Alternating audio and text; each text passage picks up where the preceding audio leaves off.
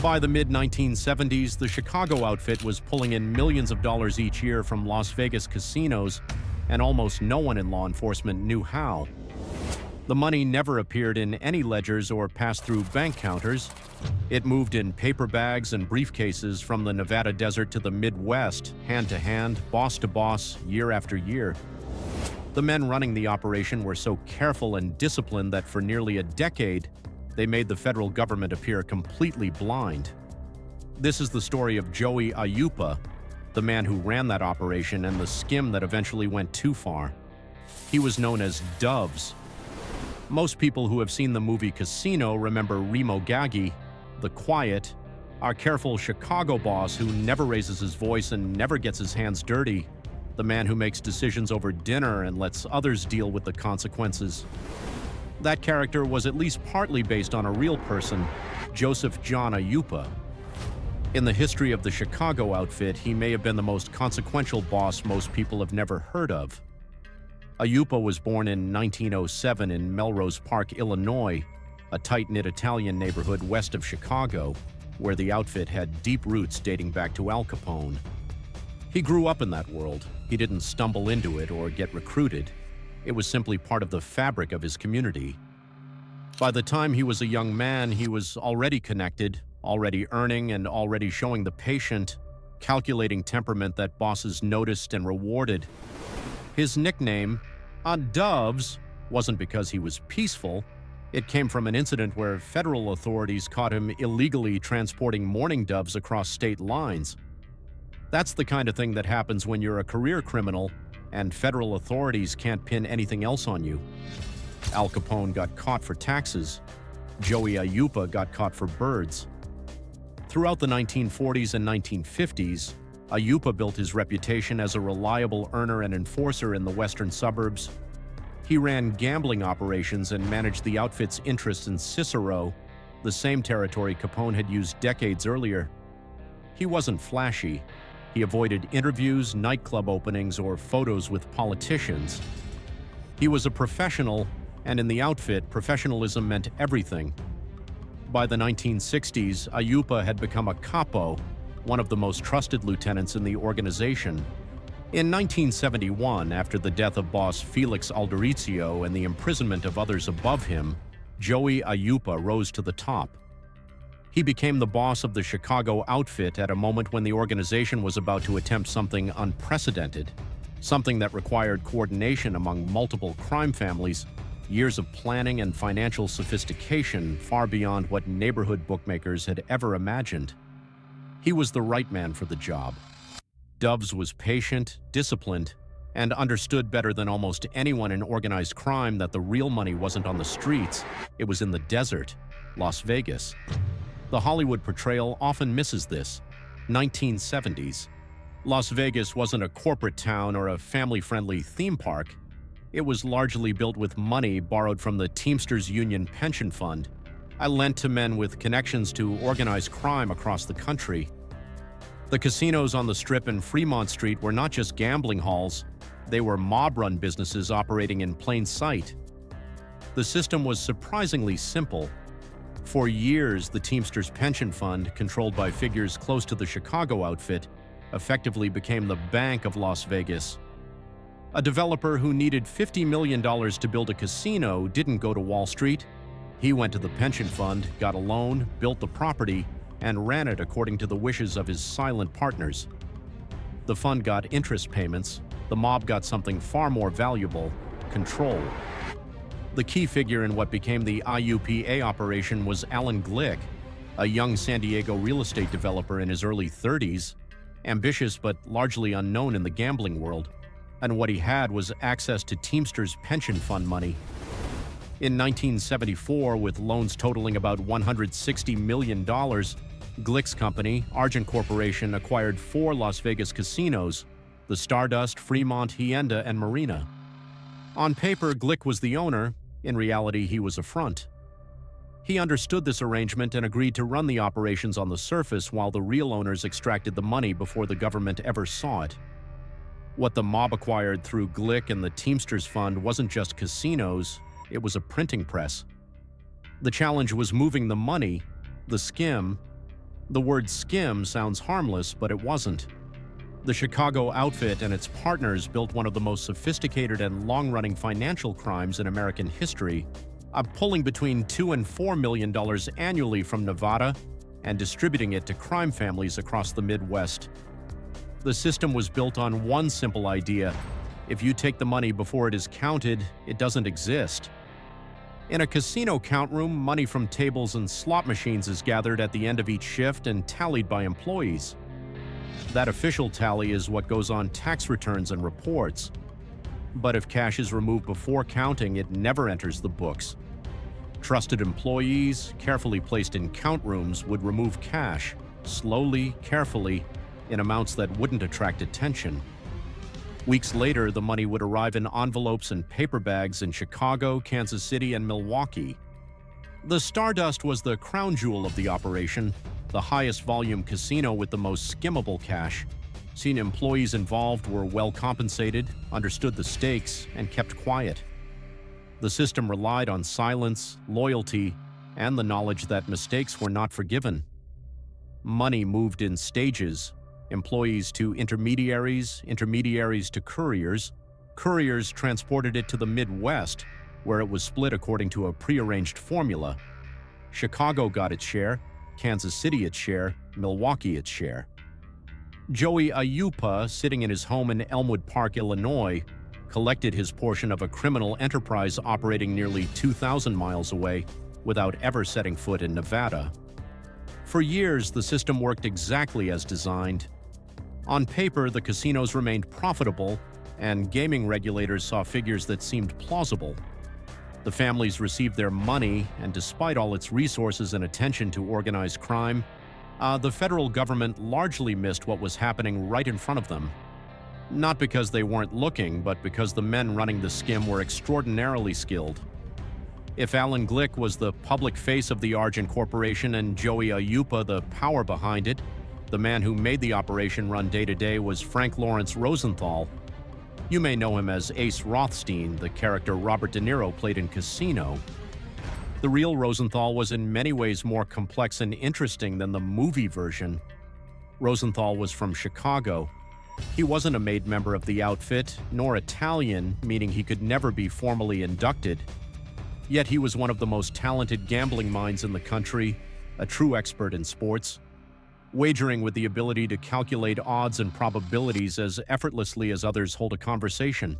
The outfit had known him since his early days running betting operations in Chicago, and when the Las Vegas opportunity arose, it was clear he was the right person to run the casino floor.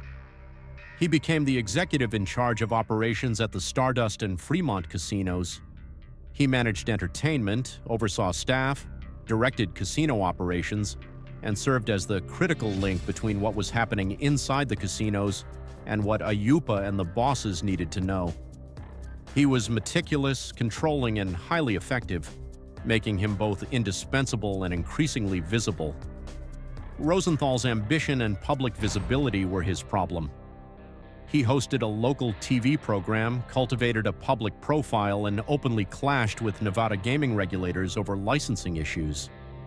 This visibility was the exact opposite of what a man in his role should have had. Chicago tolerated it because the money kept flowing, but such a profile inevitably attracted scrutiny that could unravel the operation. His personal life also added risk.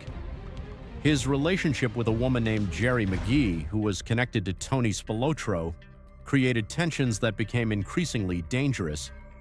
The combination of Rosenthal's public visibility and personal chaos was a liability the outfit had not fully anticipated when placing him in the role.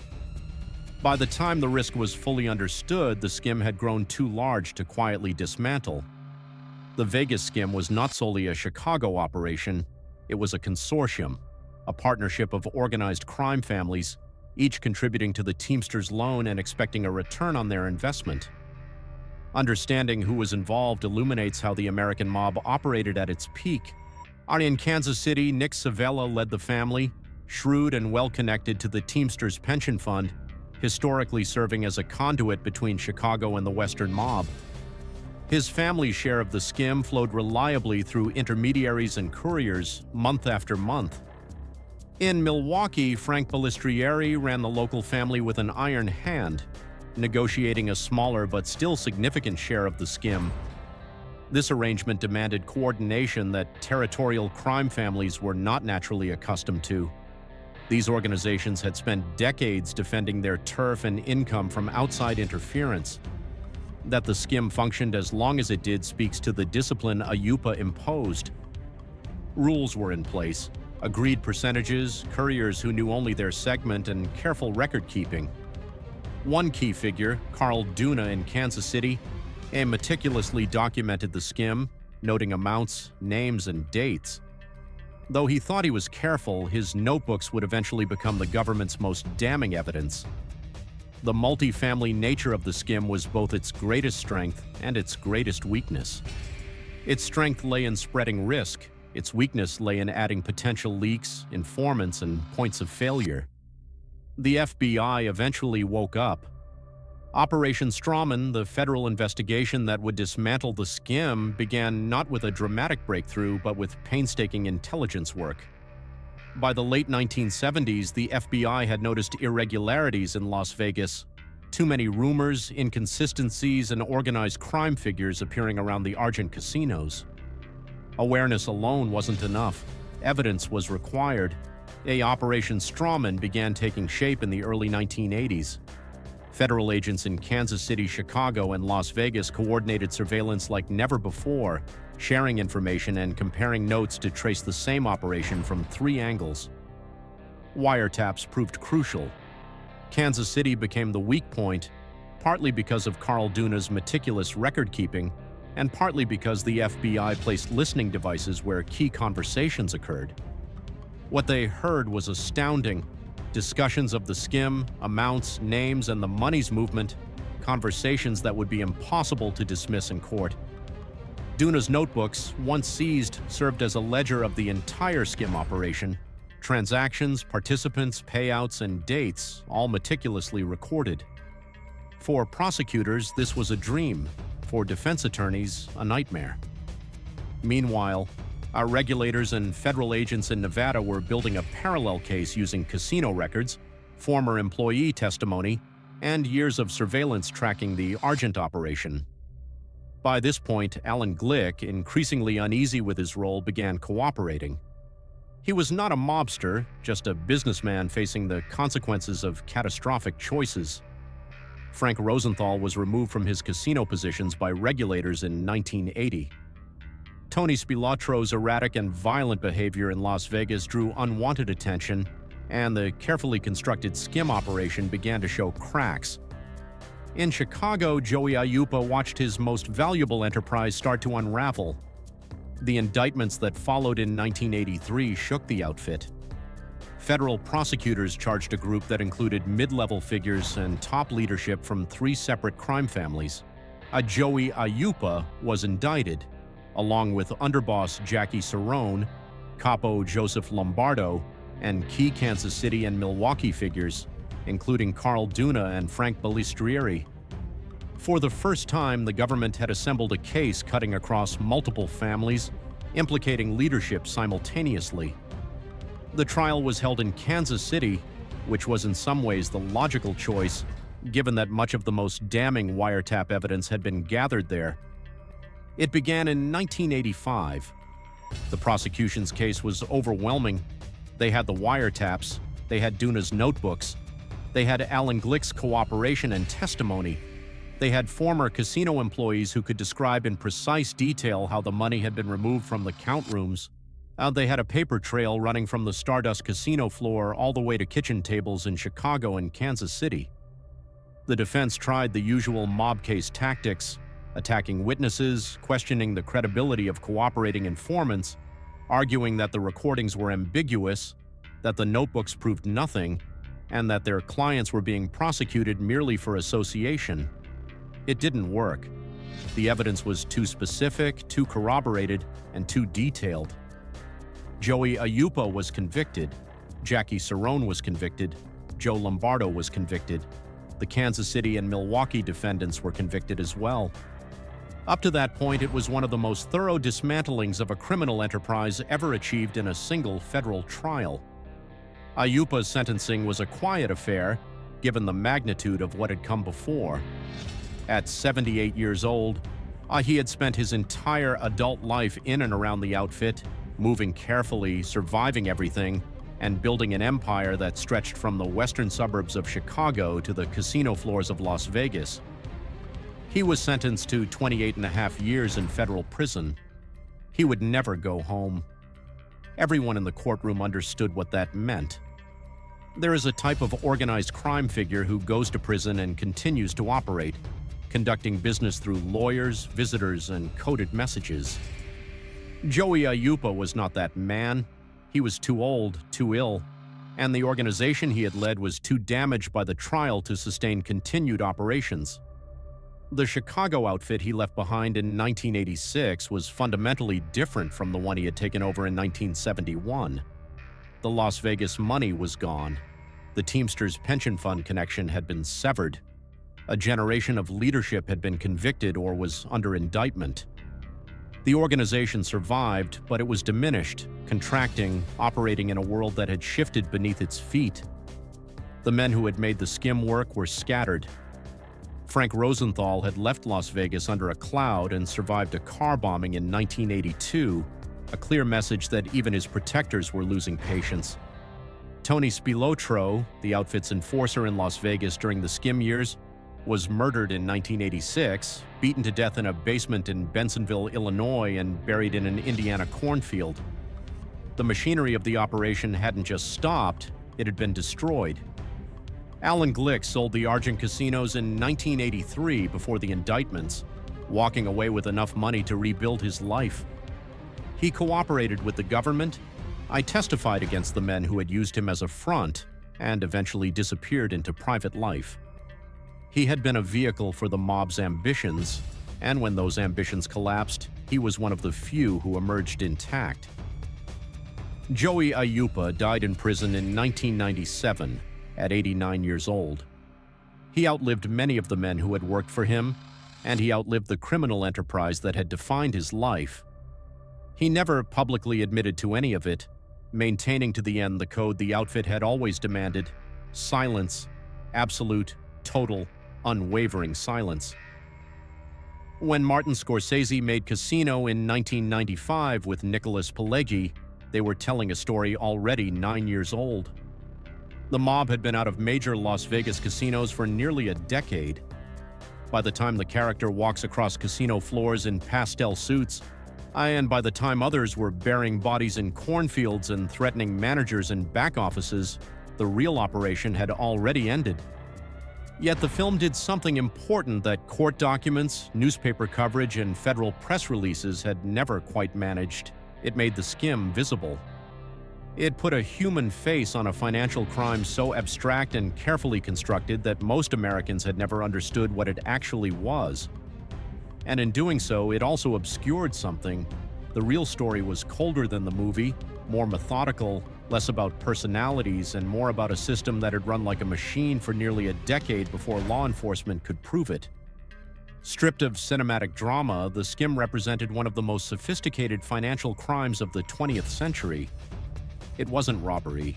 It wasn't extortion in the street sense, where a man walks into a business and threatens everyone inside. It was something more ambitious and more dangerous: the long-term capture of legitimate business infrastructure by criminal organizations. The outfit didn't rob the Stardust, they owned it. They built it through the Teamsters pension fund, through Alan Glick, and through a chain of arrangements that kept their names off every critical document. They ran it, ensuring that a significant portion of the profits never appeared in any government-readable ledger. Think about that. 4 licensed, audited, and regulated casinos in Nevada year after year, while a river of cash moved east before it was ever counted, before it became a number, before it became real in any legal sense. The count room was the choke point, and they controlled the count room. Everything else was paperwork. The lesson federal prosecutors drew from the Aiuppa case and from the parallel prosecutions that followed was nothing short of revolutionary. Up to that point, law enforcement had approached organized crime piecemeal, chasing individual bookmakers, investigating isolated acts of violence, targeting low-level enforcers and raiding small-time operations. Arrests were made, convictions secured, headlines written, but the larger organization survived, largely intact. The Chicago outfit, as the Aiuppa case demonstrated, was far more than a loose collection of criminals. It functioned as a sophisticated enterprise with hierarchical structures, financial systems, and in long-term strategic planning that allowed it to operate above and beyond the street-level chaos. Federal authorities realized that you couldn't dismantle such an organization by taking it apart one small piece at a time. Targeting individual members, whether they were runners, enforcers, or even mid-level lieutenants, was akin to clipping a single leaf from a massive interconnected tree. The branches and roots remained strong, and the tree continued to thrive. The breakthrough came in understanding the organization as a financial machine, as a business that moved money with precision and discretion. Prosecutors learned that to bring the outfit to its knees, they could not focus on the violence, the bookmaking, or the intimidation. Those were symptoms, not the core. On the true power of the outfit lay in its financial architecture, the carefully constructed, highly disciplined system that allowed money to flow quietly from the neon-lit casino floors of Las Vegas back to the boardrooms and back offices in Chicago, Kansas City, and Milwaukee. Following the money became the key. Investigators needed to trace every transaction, every courier, every envelope and paper bag to understand the full scope of the operation. They needed to see the network in its entirety, like following a river back to its source. Every tributary, every branch, every hidden channel had to be mapped. Superficial raids, arrests, or prosecutions would not suffice. The organization had to be attacked at its structural core, dismantled in a way that left no functional mechanism intact. This approach was made possible by the RICO statute, the Racketeer-Influenced and Corrupt Organizations Act, which had been on the books since 1970. Unlike traditional laws which targeted individuals for individual crimes, RICO allowed the government to treat the organization itself as a criminal enterprise. The statute enabled prosecutors to link multiple acts, individuals, and locations under a single umbrella of coordinated criminal conduct. The Aiuppa prosecution became the proof of concept for RICO in action. Wiretaps, meticulously kept financial records, cooperating witnesses, and court testimony were presented in a way that allowed the jury to see the full picture. The evidence was no longer a collection of disconnected incidents. It was a single, continuous, highly coordinated operation that had been running for years, generating millions of dollars in illicit revenue. The consequences of this legal and investigative shift were profound. Today's Las Vegas, the sprawling corporate metropolis of multi-billion-dollar resorts, heavily regulated public companies, institutional investors, loyalty programs, and quarterly earnings calls, is in many ways a direct result of the Aiuppa-era prosecutions. The regulatory tightening that followed the Argent scandal, the federal oversight established through Operation Strawman, and the intense scrutiny now applied to every gaming license, financial transaction, and change of ownership all stem from the lessons learned during that period. Federal authorities had to learn the hard way, but once they understood the scope of the operation, they transformed the way organized crime was investigated and prosecuted in the United States. At the same time, the sheer scale of the Aiuppa operation was staggering. The skim alone was generating $2 million a year, perhaps $3 million, possibly more, funneled in unassuming paper bags and envelopes from Nevada to the Midwest. It moved invisibly, silently, before a single official tally was ever recorded. Tourists wandered the Strip, dropping quarters into slot machines, posing for photos in front of fountains, and celebrating the supposed glamour of Las Vegas, all while men in Chicago were systematically hollowing out the very casinos the visitors were enjoying, never having set foot on the casino floor themselves. The house was effectively winning twice, once for the legitimate books, which regulators and auditors could see, and once for the bosses, who quietly claimed millions in cash before the count had even begun.